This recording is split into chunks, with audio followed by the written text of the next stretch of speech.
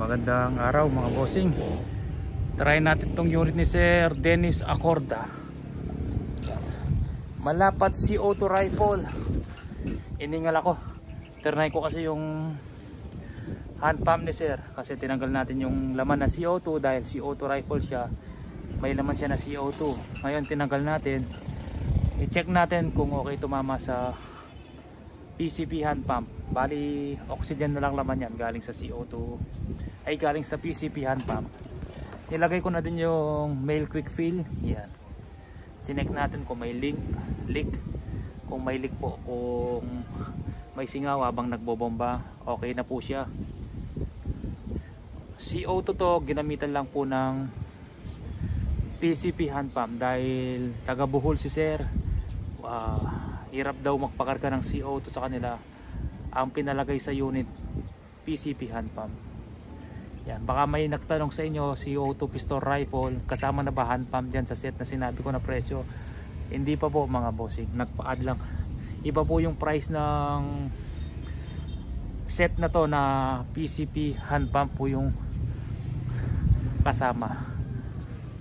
Yan, ngayon try natin mga bossing. Yan, meron siyang 12 PSI na laman. Ternay ko kanina sa CO2, inubos ko, maganda tumama. Ngayon i-check na lang natin kung okay pa din siya tumama sa PCP hand pump bago natin lagyan ng scope. Yan, pakita ko target mga bossing.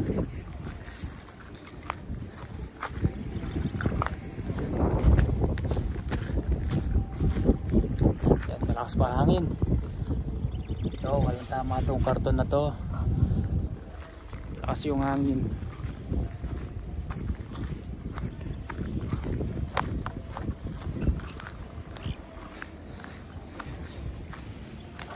Yeah, meron na available na ganito mga bossing.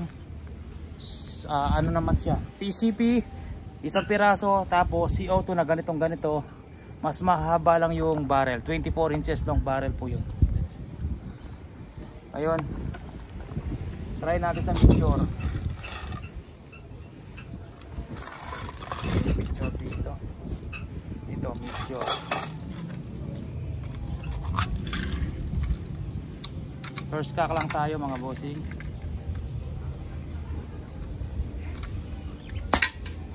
Yun.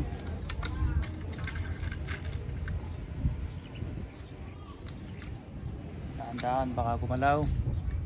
Yun. Oo, dun pa rin. Maganda yung barrel. Yun. Dun pa rin. Yun. Dun pa rin. Yun. Malupit tumama Sir. Ano kasi pangalan ni Sir? Dennis. Taga Bohol. One hole sa 5 tira mga bossing. Ayan o.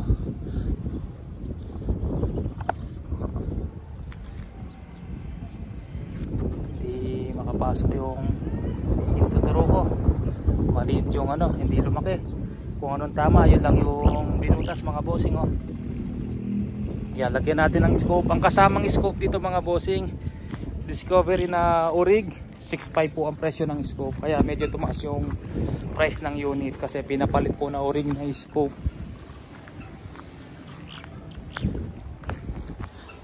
Ayan po, dalawa yung unit na ganyan, 18 inches yung kay Sir Dennis, tapos nag-iisang available 24 inches. Pero meron tayong patapos sa Monday, ganito din. Tapos yung kay Sir Pedro, pina-repair niya, pinaayos niya dahil may singaw nung pagdating ng unit. Sa Monday okay na yung unit nyo. Pwede na natin padala sa Monday Sir Pedro Dumulag. Yan, okay na po Sir Dennis. Yan, lagyan ko na lang ng scope. Huwag na natin galawin dyan dahil isisero natin. Yan, try nga natin doon dahil PCP na, ay huwag na kasi magsisero tayo para hindi na magalaw. Tatry ko sana sa 25 meters kasi nasa 15 meters lang po target natin. CO2 rifle lang siya pero kinargahan natin ng PCP hand pump. mas lumakas ng konti, konting-konti lang kasi 1-2 PSI lang po yung laman. Mga nagtatanong, yung standard tank, monster tank, pag nilagyan ng 1-2 kung parehas lang shots, hindi po mga bossing. Ito bago niya marating yung 1-2 PSI, mas maraming hangin na papasok kumpara do sa standard tank. Kasi malaking tank nito kahit same po sila na 1-2 PSI, madaling umakyat yung gauge nung maliit na tanke kasi madaling sumiksik yung hangin, madaling umangat yung gauge, madaling mapunta sa sa 1-2 PSI dahil maliit po yung tanke. Ito mas maraming volume ng hangin ang papasok bago niya makuha yung 1-2 PSI. Kahit same silang 1-2 PSI, hindi parehas na volume na hangin ang pumasok, mas marami to. Yan. Ganun po yun mga bossing, hindi porket 1-2, 1-5, 3,000 PSI makakaparehas. Depende sa size ng tangke yan. Siyempre pag malaking tangke, bago marating yung 1-2 PSI, mas maraming volume na kailangan na pumasok dito sa tangke. Yan. Sinubukan natin sa Meteor, sir. Meteor po ang ipapadala natin na kasamang bala. Sige po mga bossing, maraming salamat po.